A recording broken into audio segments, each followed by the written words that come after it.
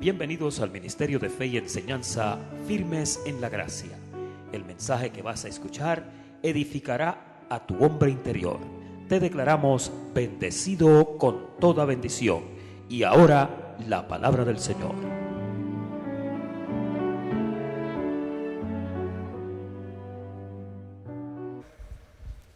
Y antes de seguir hablando, pues quiero felicitar a las madres en su día. Felicidades, de verdad.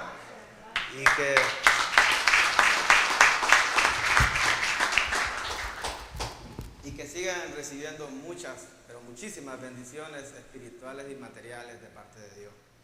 Imagínense cuando Dios había creado los cielos, la tierra y todo lo que en ellos hay, incluyendo al hombre. Dios dice la palabra que miró y vio que el hombre estaba solo. Entonces dice la palabra que hizo caer sueños sobre el hombre y de una de sus costillas él formó la mujer. O sea, como quien dice, le faltaba la cereza al pastel. Oh, de veras, qué bueno, de verdad. Gracias, Señor, por las mujeres, de verdad. Bueno, yo pienso que es una de los más bonitos que Él creó.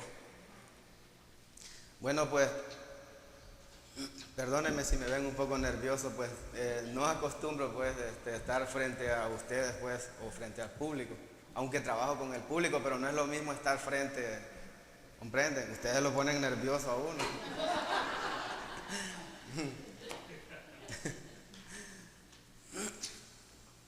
En esta mañana pues vamos a meditar bajo el tema la gracia no es libertinaje. Porque no sé si le ha pasado a usted alguna vez que cuando habla de esta gracia, la gente siempre se opone a este conocimiento. Porque no ha sido un mensaje fácil de digerir o aceptar. No lo ha sido y ni lo es ahora tampoco. Porque cuando usted le dice a un hermano, pues hablo de los que están afuera de acá. Cuando usted le dice a un hermano de que ya él fue salvo con una sola ofrenda y que Dios quitó el pecado de los bendecidos, entonces ellos rapidito se afrentan y dicen, entonces quiere decir que como ya Cristo quitó el pecado de sus hijos, entonces quiere decir que yo voy a andar matando, robando, haciendo cosas malas en la calle y no pasa nada. Claro que no es así, porque la gracia pues no es libertinaje. Vamos a ir al Evangelio de Dios, Gálatas, capítulo 5, verso 13.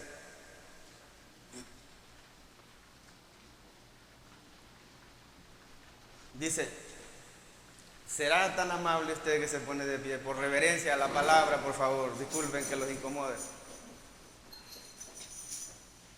Dice, porque vosotros, hermanos, a libertad habéis sido llamados, solamente que no uséis la libertad como ocasión a la carne, sino servíos por amor los unos a los otros. Señor, recibe la honra, recibe la gloria en esta mañana, Señor, porque entendemos que solo a ti pertenece y solo tú eres digno. Señor, en esta mañana queremos compartir un poco acerca de tu palabra. Y te pedimos pues que nos abras el entendimiento, así como se lo abriste a aquella mujer llamada Lidia a la predicación de Pablo. Dice que tú le abriste el entendimiento para que entendiera lo que el apóstol hablaba. Así también te rogamos, Señor, que nos abras el entendimiento, que nos corras un poco más el velo para entender un poco más del misterio. Te lo pedimos en el nombre que es sobre todo nombre, Jesucristo resucitado.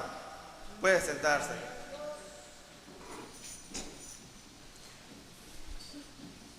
Porque vosotros, hermanos, a libertad fuisteis llamados, le dice el apóstol Pablo a los Gálatas.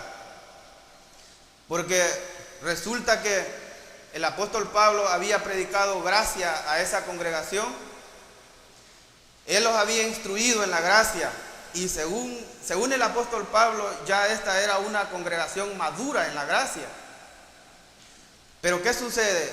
En ausencia del apóstol Pablo, entró nuestro hermano Pedro con un mensaje que él conocía, el cual era la ley de Moisés, y pues los metió en la ley, y los gálatas pues se olvidaron del mensaje de gracia que habían recibido.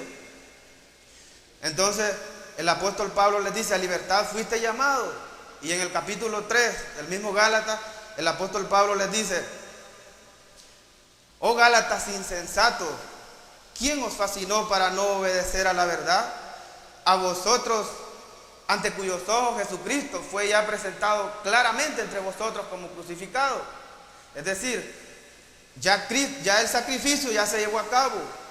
Ya Cristo le puso fin a la ley. ¿Cómo es posible pues que se hayan vuelto a esclavizar a algo que ya dejó de ser?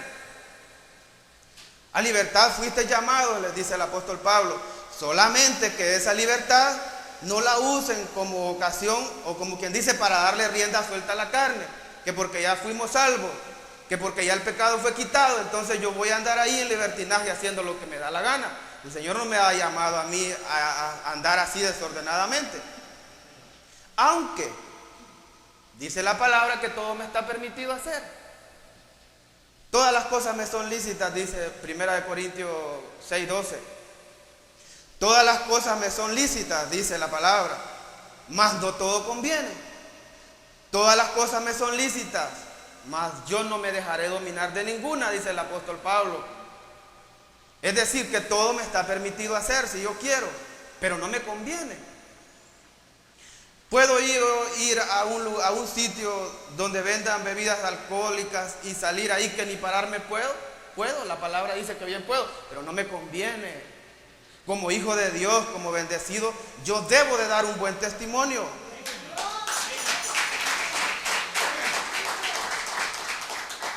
Porque ¿qué dicen las personas? Hablo de las inconversas y aún dentro de la iglesia, que dicen, y dice que es cristiano.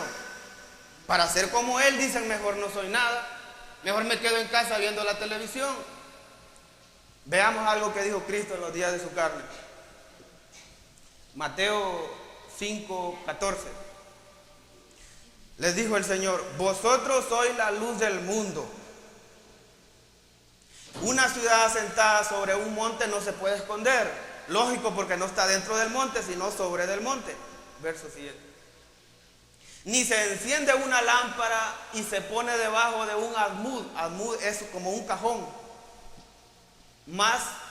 Dice, ni se enciende una lámpara ni se pone debajo de un almud o un cajón, más sobre el candelabro. Perdón, hermano, retroceda. No, el anterior. Dice, el que sigue, hermano. Ni se enciende una luz y se pone debajo de un almud, sino sobre el candelabro, y alumbra a todos los que están en casa. Porque sería ilógico que yo encienda una luz y luego la cubra con un cajón. Se trata de que sean todos iluminados. Verso siguiente. Así alumbre vuestra luz delante de los hombres, para que vean vuestras buenas obras y glorifiquen a vuestro Padre que está en los cielos. En otras palabras, tratemos pues como hijos de Dios, como hijos de luz, de dar un buen testimonio, cosa que no es fácil, pero ahí vamos. Ahí vamos.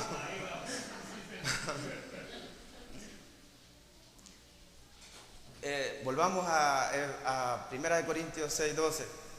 Dice: todas las cosas me son lícitas, mas no todas convienen. Todas las cosas me son lícitas, pero yo no me dejaré dominar de ninguna. Porque si me dejo dominar de ese algo, de ese vicio, de esa cosa que me ata, entonces me convierto en un esclavo de ese algo. Y dice la palabra que Dios nos dio a nosotros, hasta eso nos dio, dominio propio. Segunda de Timoteo capítulo 1, verso 7. Dice: porque no nos ha dado Dios espíritu de cobardía, sino de poder, de amor y de dominio propio. O sea, autocontrol. Usted decide el sí hacerlo o no. Si no me conviene, pues ¿para qué lo voy a hacer?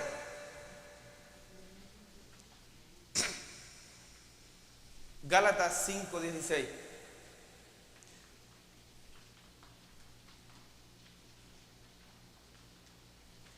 Digo pues, andad en el espíritu y no satisfagáis los deseos de la carne. Es decir, no le demos gusto a la carne.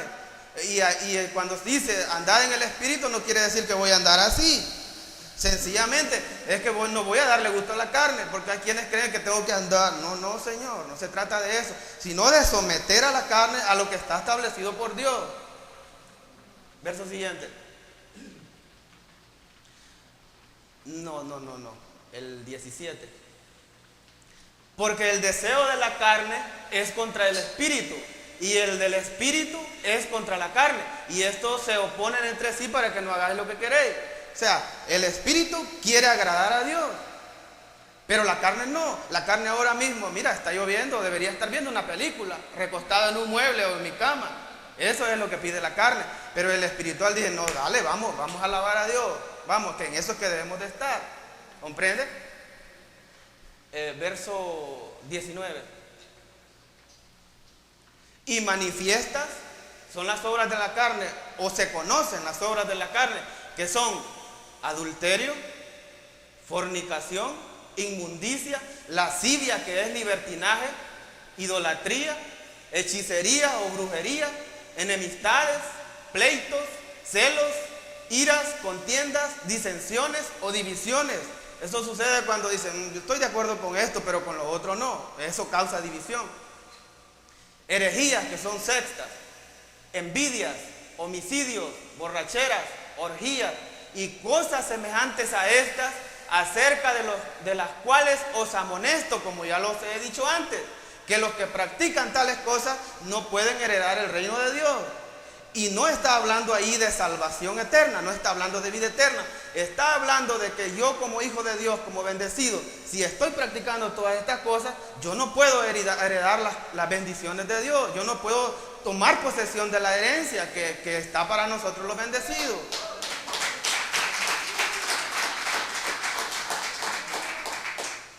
Y lo otro, que está hablando de lo que la carne produce. Y Dios no salvó la carne. Eso es algo que debemos de tenerlo bien claro. Lo que Dios salvó fue el espíritu. Eso es lo que produce la carne. ¿Recuerdan lo que sucedió en la congregación de los Corintios? 1 Corintios 5:5, donde dice que había un muchacho que estaba viviendo con su madrastra. Y entonces, o sea, con la mujer de su padre. Entonces, 5:5. Entonces el apóstol Pablo dice, el tal se ha entregado a Satanás para destrucción de la carne, a fin de que el espíritu sea salvo en el día del Señor, porque el problema estaba en la carne. Entonces, podía ser una enfermedad, o un carro, o un tren que le pase encima, algo, pero había que destruir la carne, según Pablo. Entonces, aunque lo que quiero que entiendan es que este muchacho, aunque estaba cometiendo esta falta, él nunca dejó de ser un bendecido. Él siempre fue salvo con una sola ofrenda. Él siempre fue escondido con Cristo, sentado con Cristo en lugares celestiales, porque al fin pues era un hijo. Era hijo al fin. Problema, repito, estaba en la carne. ¿Recuerdan la parábola del hijo pródigo? Dice que un hombre tenía 2 hijos y el menor de ellos le pidió que le diera su parte que le correspondía como heredero. Y este muchacho, dice, no muchos días después, juntándolo todo, se fue lejos a una provincia y allá dice que malgastó todo lo que su padre le había dado y viviendo perdidamente. Y entonces dice que después de que el muchacho había malgastado todo lo que le había dado su padre, dice que vino una gran hambre a aquella provincia y comenzó a faltarle al muchacho. Y el muchacho se arrimó a uno de los ciudadanos de aquella tierra. Y entonces el cual envió a su hacienda, dice, para que cuidara cerdos, ahí dice para que apacentara cerdos. Y dice que el muchacho era tanta la necesidad que estaba pasando que deseaba comer de las algarrobas que comían los cerdos. Según que algarroba era una vaina de una semilla dulce, pero muy dura. Y cuando el hambre apretaba en aquellos lugares, dice que la gente se sentía obligada a comérselo. Y eso era lo que estaba pasando con el muchacho. Él deseaba comer de las algarrobas que comían los cerdos, pero nadie le daba. Entonces dice que el muchacho, volviendo en sí, O sea, hubo un despertar en aquel muchacho y dijo: ¿cuántos jornaleros hay en la casa de mi padre que tienen abundancia de pan y yo aquí perezco de hambre? Me levantaré e iré a la casa de mi padre y le diré: Padre, he pecado contra el cielo, contra ti, y ya no merezco ser llamado tu hijo. Tómame como a uno de tus jornaleros. Y se levantó el muchacho, dice, y fue a su padre, y dice que su padre lo vio de lejos, que venía, y dice que el padre fue movido a misericordia, y corrió y lo abrazó y se echó sobre él, le besó, y el hijo le dijo: Padre, no merezco ser ya llamado tu hijo. Y el padre, ¿qué hizo? Le dijo a sus siervos: saquen el mejor vestido y vestidle, poned un anillo en su mano y calzado para sus pies, y es más, traigan el becerro engordado, matémoslo y comámoslo, hagamos fiesta. El hombre, es decir, el padre pudo haber hecho esto. Hey, pero tú ¿qué haces aquí? Tú ya gastaste lo que te correspondía. ¿Tú qué haces aquí? ¿Vienes por más? No, vete. Tú ya no tienes nada que hacer aquí. Lo que ahora queda es para tu hijo, para tu otro hermano. Tú ya no tienes nada que hacer aquí. Pero ¿qué dice la palabra que hizo o la historia que hizo el hombre? Fue movido a misericordia y le recibió como se recibe a un verdadero hijo. Y le vistió. Seguro que el hombre andaba andrajoso, el muchacho. Imagínense si venía de la miseria. Y lo que hizo el padre fue vestirlo y calzarlo y hacer fiesta. O como dice el maestro González, hizo un bacanal a la llegada de su hijo. Le recibió como un hijo. Eso mismo sucedió con el muchacho que había fallado en la congregación de los Corintios. Dios no le rechazó, él siempre fue hijo al fin, salvo con una sola ofrenda. Primera de Corintios capítulo 6, verso 9.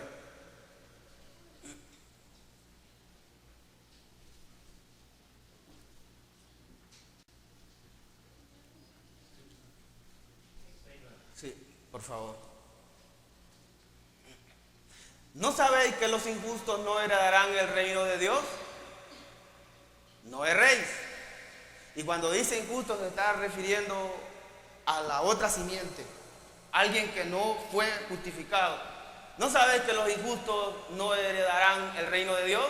No erréis, o sea, no se engañen.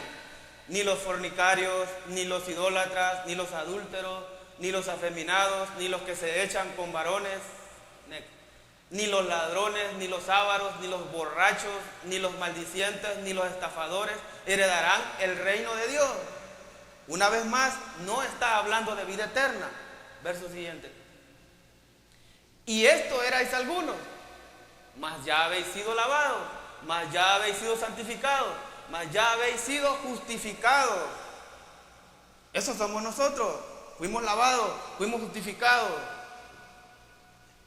Entonces en los versos anteriores no está hablando de vida eterna, porque Dios soberanamente dentro de cada pacto, Dios ha dado instrucciones al hombre y ha demandado del hombre obediencia. Desde el principio fue así, desde cuando formó la primera pareja. Escritura, Génesis capítulo 1, verso 27, vamos a ir ahí para que entendamos bien el pensamiento. Cuando decimos escrituras, hermanos, nos estamos refiriendo de Génesis a Malaquías. Dice, antes de ir ahí, dice Romanos capítulo 15, verso 4, que las cosas que se escribieron antes para nuestra enseñanza se escribieron, a fin de que por la paciencia y la consolación de las escrituras tengamos esperanza. Y se está refiriendo de Malaquías hacia Génesis. Cristo en los días de su carne también habló de las escrituras. En el libro histórico de Juan 5:39, Él les dijo: escudriñad las escrituras, les dijo, porque a vosotros os parece que en ellas tenéis la vida eterna, y ellas son las que dan testimonio de mí, ellas son las que me anuncian como Salvador, ellas son las que me anuncian como el Mesías prometido, pero ahí no hay salvación, porque aún no había remisión de pecado. Ok, hoy vamos a Génesis 1:27. Dice, y creó Dios, Génesis 1:27, y creó Dios al hombre a imagen de Dios lo creó, varón y hembra los creó. Cuando dice a imagen de Dios, está hablando de que Dios creó al hombre espíritu igual que él. Porque Juan 4:24 dice que Dios es espíritu. Dios es espíritu. Entonces, en el verso 27 de Génesis capítulo 1, Dios nada más había creado al hombre. Porque no es sino hasta en el capítulo 2 del mismo Génesis, verso 7, donde Dios forma al hombre del polvo de la tierra. Y a continuación, pues, Dios ve que el hombre está solo, hace caer sueño sobre él, y de una de sus costillas forma a la mujer, la forma a ustedes. Siempre digo, gracias, Señor. ¿Entiendes? Entonces, verso 28. Verso 28. Entonces, estando nada más el hombre criado ese espíritu, es decir, estábamos con él allá arriba, Dios los bendijo y les dio instrucciones. Dice, y los bendijo Dios y les dijo, fructificad, o sea, den fruto, pórtense bien. Fue lo primero, miren.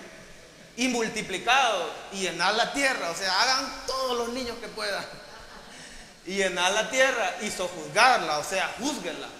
Y señoread en los peces del mar, en las aves de los cielos y en las bestias que se mueven sobre la tierra.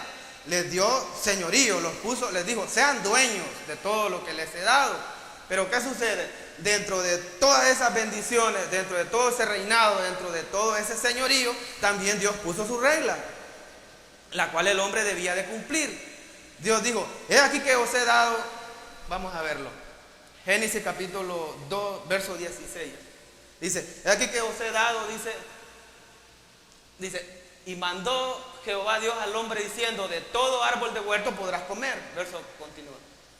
Mas del árbol de la ciencia del bien y del mal no comerás, porque el día que de él comieres ciertamente morirás. Y cuando dice árbol no se está refiriendo a un árbol de madera con fruto o manzana como nos enseñaron. No, se está refiriendo a conocimiento, porque ciencia es conocimiento. Lo que Dios les está diciendo es, no reciban otro conocimiento que no venga de mí. Pero ellos desobedecieron y no atendieron la voz de Dios, sino ya entendemos que Satanás por medio de la serpiente pues le habló a la mujer y luego la mujer al hombre, o sea, los embancó. ¿Y qué sucede cuando el hombre falla a Dios? Dios le celebra un juicio. Dios le celebra un juicio y le dice al hombre,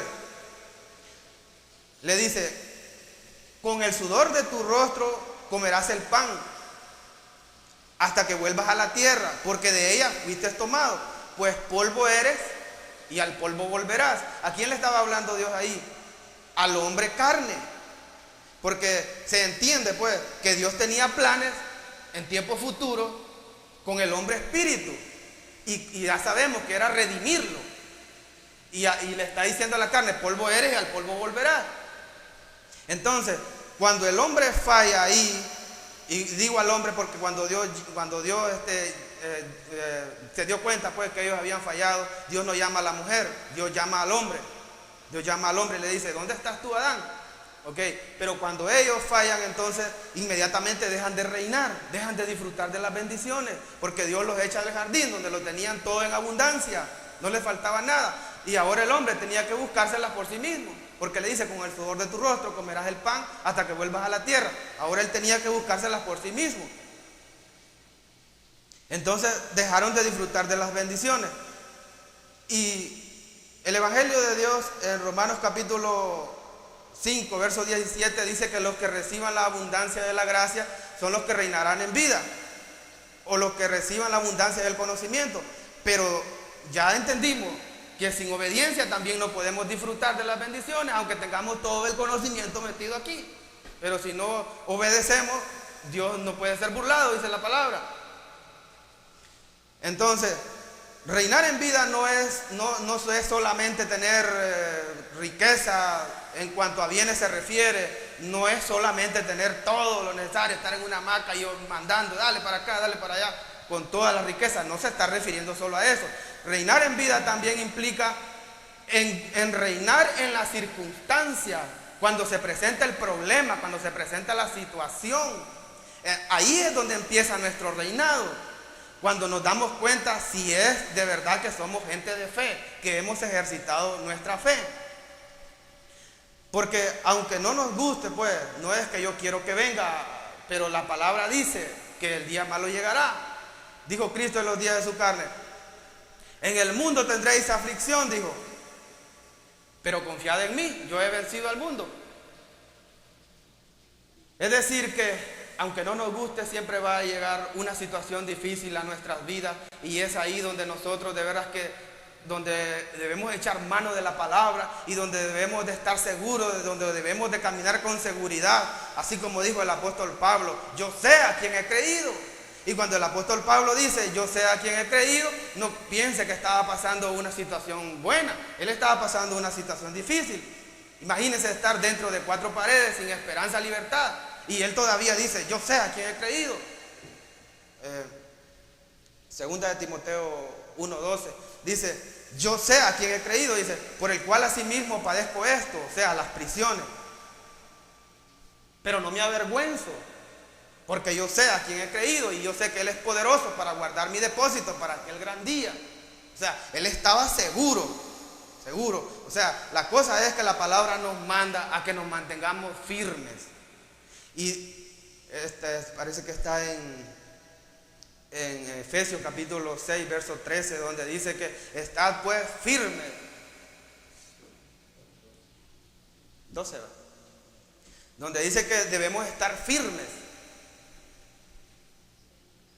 El otro 14.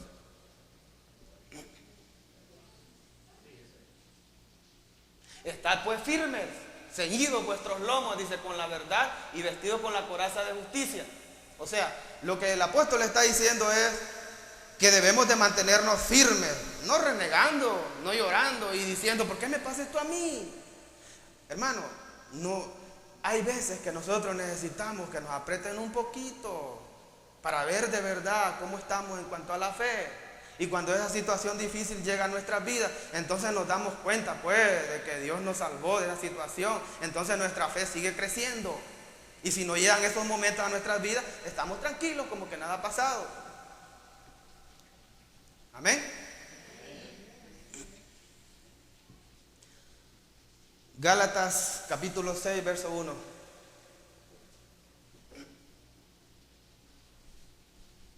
Hermanos, y si dice hermanos, está refiriéndose a la iglesia de Jesucristo. Hermanos, si alguno fuere sorprendido en alguna falta, ¿ves que ya no dice pecado? Porque el pecado fue quitado. Dice falta. Dice, hermanos, si alguno fuere sorprendido en alguna falta, vosotros que sois espirituales, restaurarle con espíritu de mansedumbre. Pero eso es si yo soy espiritual. Porque si soy carnal, lo que voy a hacer es acusarle, juzgarle. Acusarle como los escribas y fariseos. ¿Recuerdan cuando encontraron a la mujer en el acto de adulterio? Que la agarraron y la llevaron al Señor. Y le dijeron, Señor, encontramos a esta mujer en el acto de adulterio y la ley dice que hay que apedrearla. Entonces, y como insistían en preguntarle, dice que el Señor les dijo, ok, si alguno de vosotros está libre de pecado, pues que lance la piedra contra ella. Y dice que bajó su rostro el Señor y siguió escribiendo en la tierra. Y ellos, acusados por su conciencia, pues, entendiendo de que ellos fallaban, entonces dice que uno a uno se fue yendo, empezando desde los más viejos hasta los más jóvenes. Y cuando el Señor levantó su rostro de nuevo, entonces dice que ya no había ninguno. Y le dijo a la mujer, mujer, ¿dónde están los que te acusaban? ¿Ninguno te condenó? Y ella dijo, ninguno, Señor. Bueno, pues ni yo te condeno, vete y no peques más. Porque si estos te vuelven a agarrar, te matan y no voy a estar yo para salvarte. Y no voy a estar yo ahí para auxiliarte.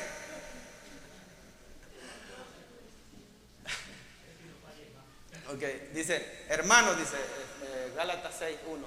Hermanos, si alguno fuere sorprendido en alguna falta, vosotros que sois espirituales, restaurarle con espíritu de mansedumbre, no gritándole, no regañándole, no señalándolo. Y pienso yo que si yo soy espiritual y veo a un hermano cometiendo una falta, yo debo de ir a corregirle conforme a la palabra escrita. considerándote a ti mismo, no sea que tú también seas tentado. O sea que no también yo termine haciendo lo mismo que está haciendo el hermano. Ahora somos dos, olvídalo. No, hombre. No sea que tú también seas tentado.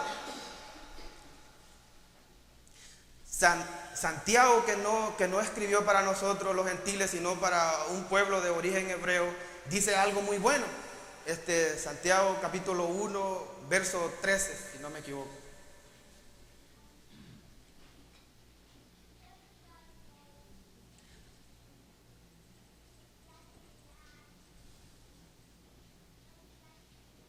Cuando alguno es tentado, no diga que es tentado de parte de Dios, porque Dios no puede tentar a nadie.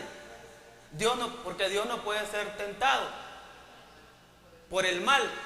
Ok, una vez más. Cuando alguno es tentado, no diga que es tentado de parte de Dios, porque Dios no puede ser tentado por el mal, ni tienta a nadie. Es decir, Dios no es tentado a hacer lo malo, a hacer el mal. Tampoco tienta a nadie para que lo haga,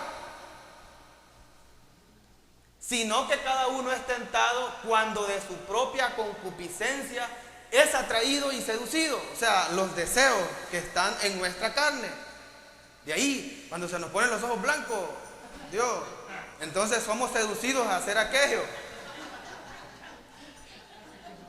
Entonces, la concupiscencia, después que ha concebido, da a luz el pecado o la falta. Y la falta es consumada y da a luz la muerte. Porque el hombre, lo que continúa diciendo es lo que él conocía, ley. Pero lo que me interesa aquí es que nadie diga pues que es tentado de parte de Dios, sino que somos atraídos conforme a los deseos de nuestra carne, los deseos engañosos.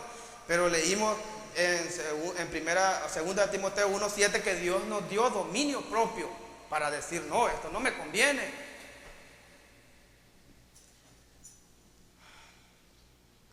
Efesios capítulo 4, verso 22. En cuanto a la pasada manera de vivir, despojados del viejo hombre, que está viciado conforme a los deseos engañosos, sí, y renovado en el espíritu de vuestra mente. Y era lo que el pastor González explicaba en el último tema que él predicó, que yo no puedo despojarme del viejo hombre sin antes mi entendimiento no ha sido renovado. Porque venimos arrastrando la naturaleza caída de Adán, echemos la culpa a Adán. Venimos arrastrando la naturaleza caída de Adán. Ok, y entonces, para yo despojarme del viejo hombre, de los malos hábitos, de las malas costumbres, yo debo de renovar mi mente. ¿Ven? Por eso la palabra insiste. En Romanos capítulo 12, verso 3, dice que nuestro entendimiento debe ser renovado porque ha sido dañado. ¿Y cómo lo vamos a renovar? Con la palabra escrita, con lo que salió del corazón de Dios. Digo pues por la gracia que me da cada... No. El 3. Veamos el 1. Dice, así que hermanos, os ruego por la misericordia de Dios que presentéis vuestros cuerpos en sacrificio vivo, santo, agradable a Dios, que es vuestro culto racional. O sea, le está hablando a los espíritus que presenten sus cuerpos en sacrificio vivo, santo, agradable a Dios. ¿Quién lo va a presentar? Dios no lo va a presentar, somos nosotros. Y dice que es el culto que a Dios le agrada. Dios jamás ha estado de acuerdo con el libertinaje. Cuando destruyó toda aquella generación, cuando Noé, ¿por qué la destruyó? Porque todos andaban en libertinaje y nada más Noé fue hallado justo delante de Dios. Dios dijo, no, ya basta, y los destruyó a todos y los inundó todos, los hizo que se ahogaran porque andaban en libertinaje.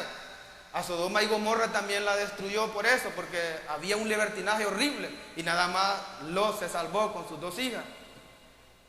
Entonces, la gracia no es libertinaje. ¿Se dieron cuenta que está más pesada la cosa todavía? Porque, vaya, cuando estábamos allá en la tradición, en el mensaje tradicional, nosotros si fallábamos, pues cometíamos una falta, 3 días de ayuno, 4 vigilias, ¿ok? Y ya estábamos tranquilos, pero aquí no hay eso, la obra fue quitada. Aquí es nada más por fe y obediencia a esa palabra.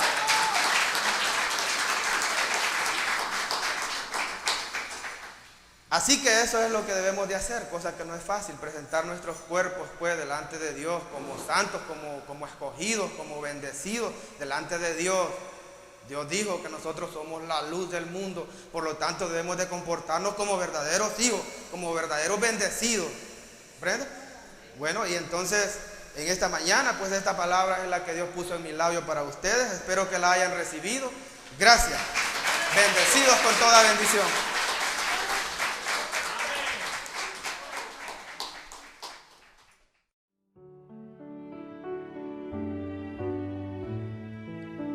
Te declaramos bendecido con toda bendición.